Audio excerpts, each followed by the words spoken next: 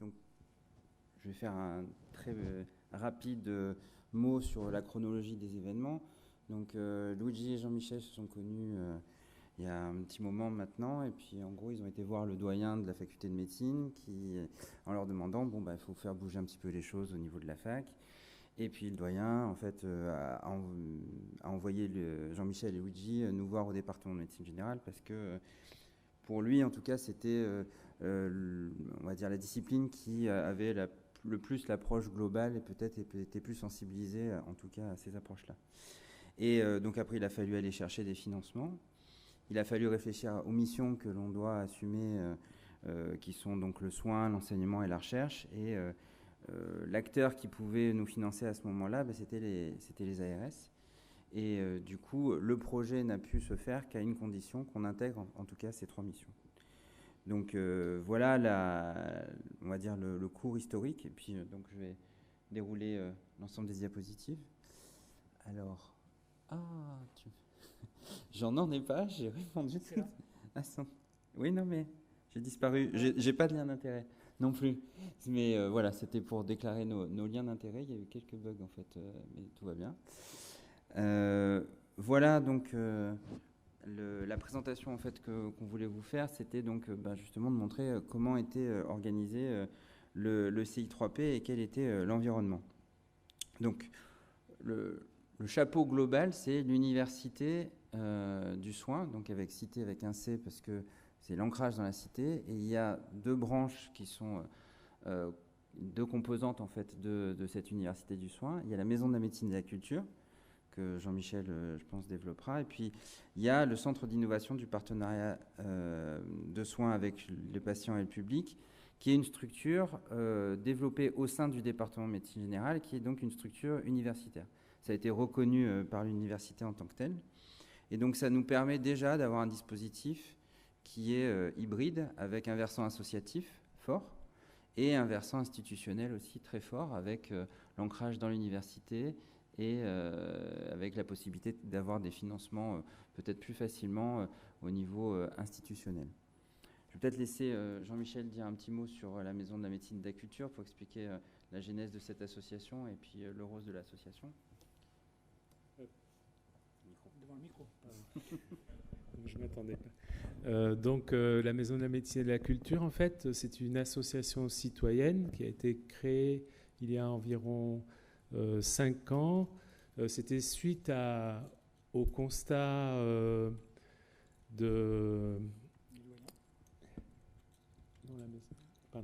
C'était suite au constat personnel que donc par mon enseignement, donc on m'avait appris à traiter la maladie, mais on ne m'avait pas appris à prendre soin de la personne. Et donc effectivement, pendant des années, j'ai demandé au doyen d'essayer de faire entrer les humanités médicales au niveau de la faculté de médecine. Et suite à ça, donc l'association est née sous forme de ciné-conférence-débat sur l'éthique de la relation de soins. On avait commencé par le film Barberousse de Kurosawa, et donc qui est avec la question « Qu'est-ce que soigner avec humanité ?» en fait, qui est l'histoire d'un interne dans le Japon du 19e siècle, en fait, qui découvre le gouffre qu'il existe entre la médecine des livres et puis la médecine des personnes. Suite à cette première ciné-conférence-débat, en fait, il y a eu rencontre avec Isabelle Pourra, donc, qui est professeure de médecine générale, qui a demandé à ce que ces ciné-conférences-débats fassent partie du cursus des heures complémentaires pour les internes en médecine générale. Suite à ces ciné-conférences-débats, en fait, il y a eu rencontre avec Alexandre Berkès et Luigi Flora et cette discussion pour faire que ces rencontres ne soient pas basées uniquement sur 3 piliers, c'est-à-dire la médecine, l'art et les sciences humaines, mais un 4e pilier indispensable, celui de la présence des patients, aussi bien au niveau de la co-construction des rencontres que sur le plateau.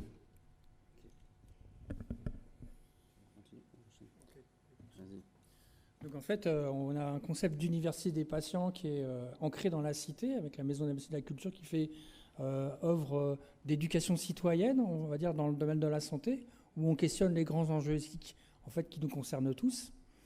Et puis, de là est née en fait, une première formation à l'université, à la demande du doyen, donc un DU à l'art du soin, dans un premier temps, qui est devenu DU de l'art du soin en partenariat avec les patients à la deuxième année, dans lequel en fait, on forme ensemble, on joue ensemble et ils se forment, enfin, on se forme tous en fait avec eux, à l'art du soin, des professionnels de santé en exercice, des étudiants, principalement en médecine aujourd'hui à cause des coûts d'entrée à l'université, et des patients et des proches.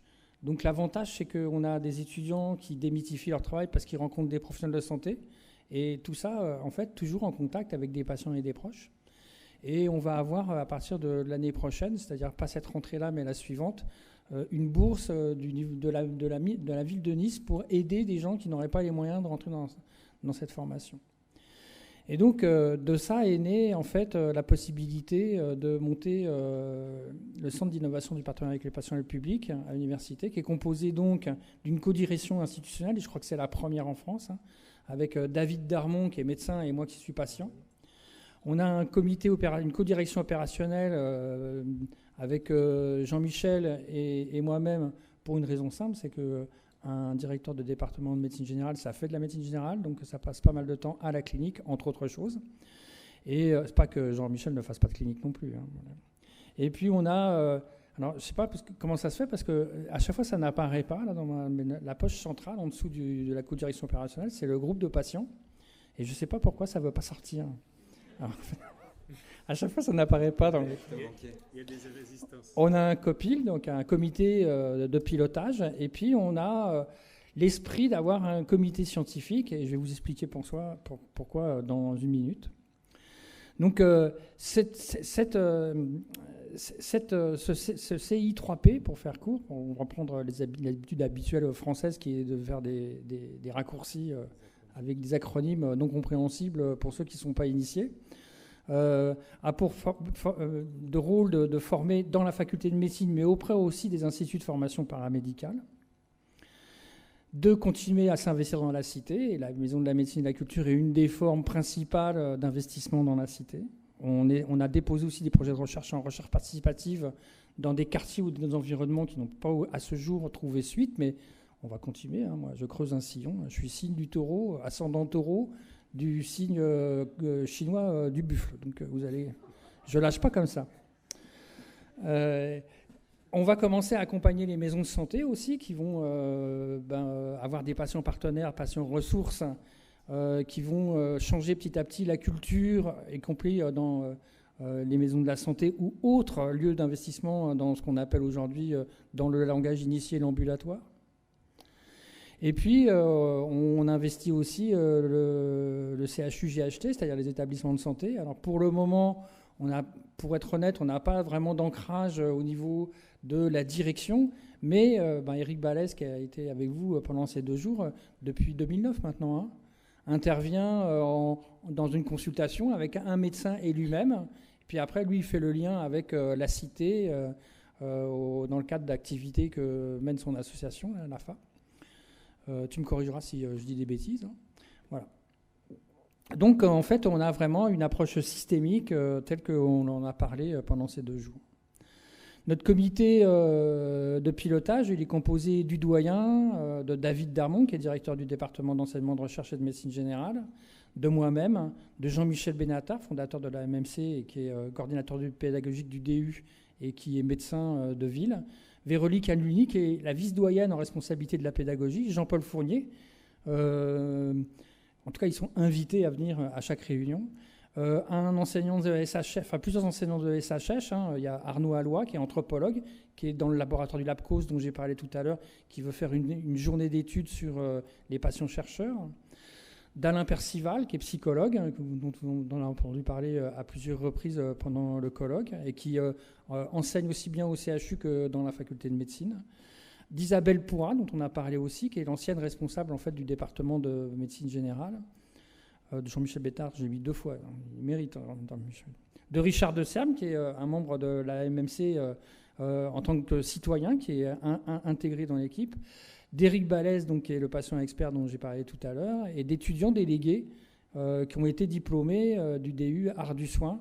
Donc on a des étudiants, des patients, des citoyens et une composante sciences humaines et sociales et des médecins pour travailler au pilotage de cette structure. On a toujours le groupe patient qui ne veut toujours pas laisser apparaître qu'il y a des patients. Et puis, le comité scientifique qui est entre parenthèses, enfin avec des pointillés. C'est juste que, en fait, c'est une intention de notre part. On a, depuis janvier 2019, une lettre de soutien de la Haute Autorité de Santé pour monter une chaire de recherche sur le partenariat avec les patients et le public. Et c'est à nous d'aller chercher les budgets, bien sûr. Donc c'est pour ça que pour aujourd'hui, le comité scientifique n'existe pas en tant que tel, mais il serait composé des membres du département d'enseignement de recherche de médecine générale dans un premier temps, de la maison de la médecine et la culture et du laboratoire d'anthropologie, de psychologie sociale. Et c'est ouvert, on est en train de voir, je l'ai dit tout à l'heure, avec un philosophe qui peut avoir un regard éthique sur l'approche et la critiquer aussi à ce niveau-là. Donc, on a aussi créé des partenariats. Alors, déjà, à l'interne, à l'université, on a monté un consortium qui s'appelle RETIN, Risque, Épidémiologie, Territoire, Information, Éducation en Santé, qui est une unité de recherche pluridisciplinaire en attendant peut-être de devenir un jour transdisciplinaire. Donc, composé de, je vais laisser David détailler, mais composé de pas mal d'acteurs différents. Donc il y a des docteurs en sciences de l'éducation, sociologues, épidémiologistes, géographes. Donc c'est vraiment très hétéroclite. Et informaticiens aussi. Et informaticiens aussi. Voilà. Donc ça c'est la première collaboration au sein de l'université qui a un consortium assez large pour peut-être aussi modifier les contours de la recherche. On a donc une convention qui est en cours de signature avec la direction de collaboration partenariat patient de la faculté de médecine de l'Université de Montréal. On est en train de faire une convention qui sera effective normalement début 2020 avec l'Université Paris 8 qui a un gros laboratoire de droit privé mais surtout de droit de la santé et qui devrait se transmuter à partir de janvier 2020 en droit de la santé et éthique du numérique. Parce que c'est important aussi, on entend beaucoup dans les ateliers parler de statut, etc., mais de faire un cadre en fait, qui permette de vérifier qu'il n'y a pas trop d'injonctions dans la loi pour que le patient soit vraiment en position de devenir patient partenaire s'il le souhaite dès qu'il rentre en contact avec un problème de santé. Mais c'est aussi important dans les moyens qu'on utilise, c'est-à-dire mobiliser des patients qui socialisent leur savoir, de pouvoir réfléchir à un cadre d'action.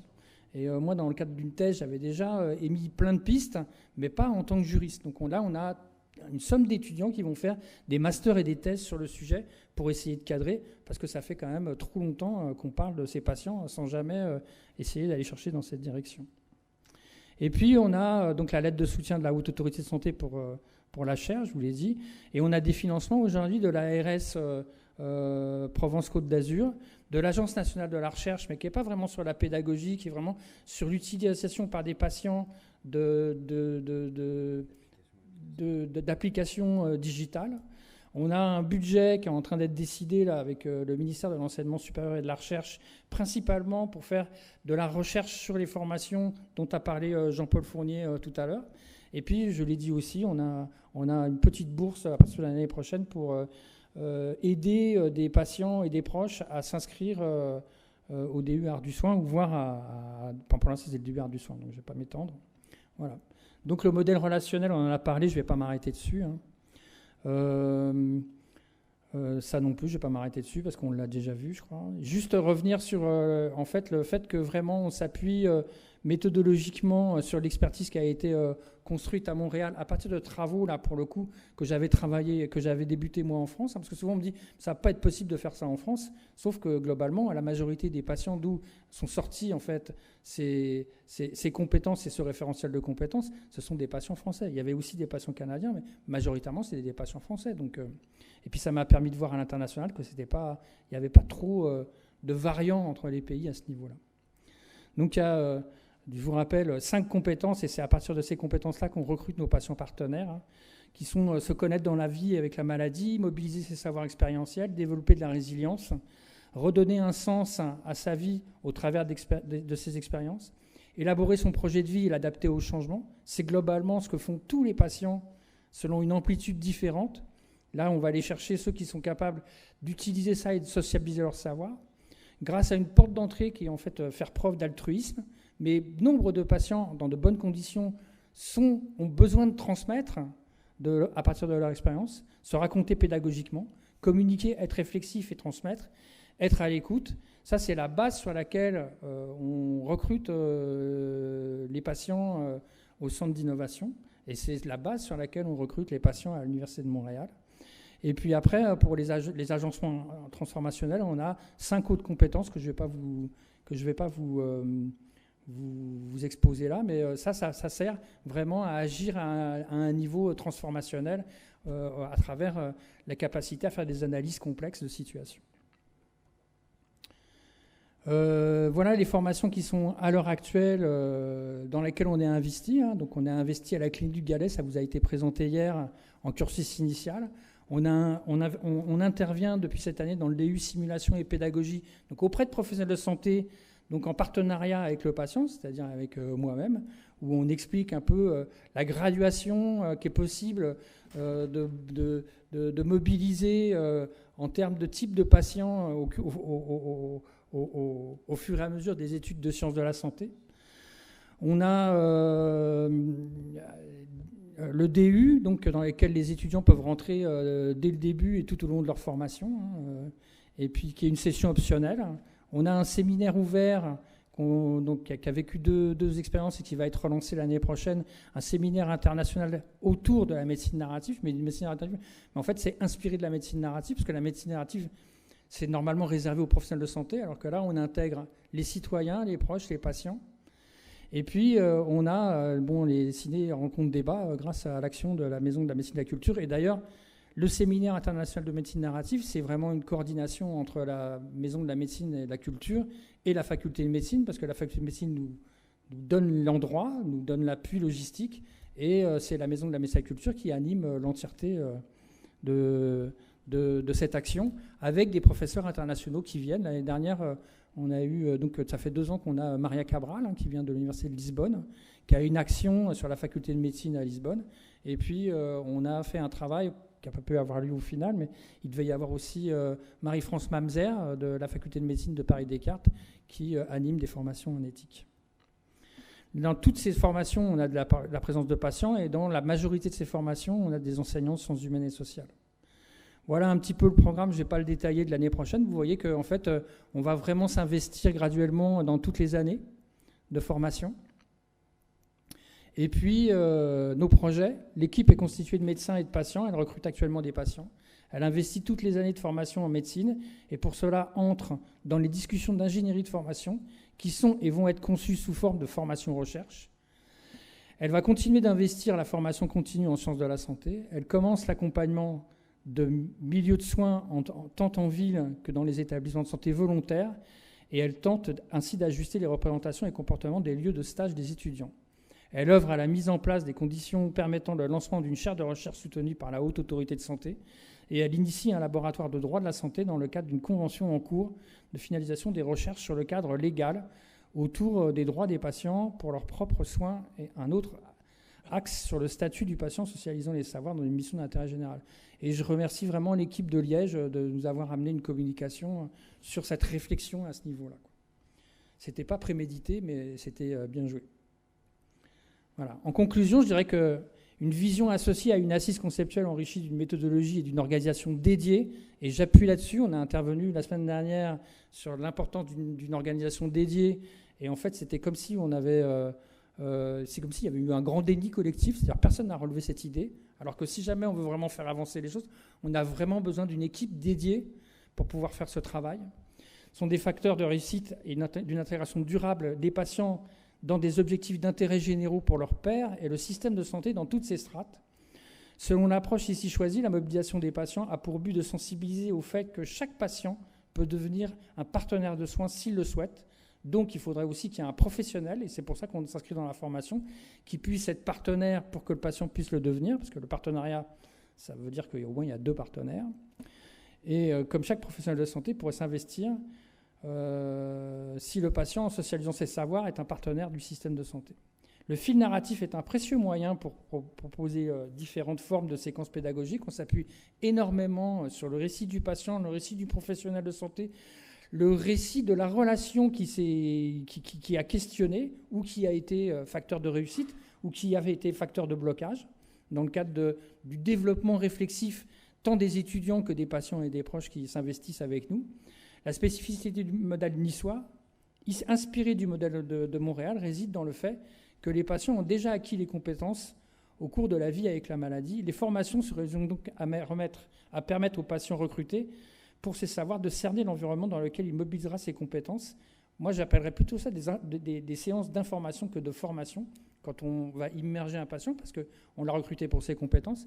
Et dans le cadre du DU, en fait, ce n'est pas parce que les gens font le DU art du soin qu'ils sont systématiquement recrutés comme patients formateurs. C'est 2 choses distinctes. En fait, il y a une soif d'apprendre d'un côté, et il y a des compétences qui sont déjà là d'un autre. Elle peut enrichir, elle peut développer, mais ce n'est pas parce qu'on fait une formation et qu'on a un diplôme qu'on devient un patient formateur chez nous, quoi. Voilà. Et dans l'intérêt de toutes les parties en France, un travail de recherche du cadre législatif est nécessaire pour permettre à chacun de devenir partenaire dans l'art du soin.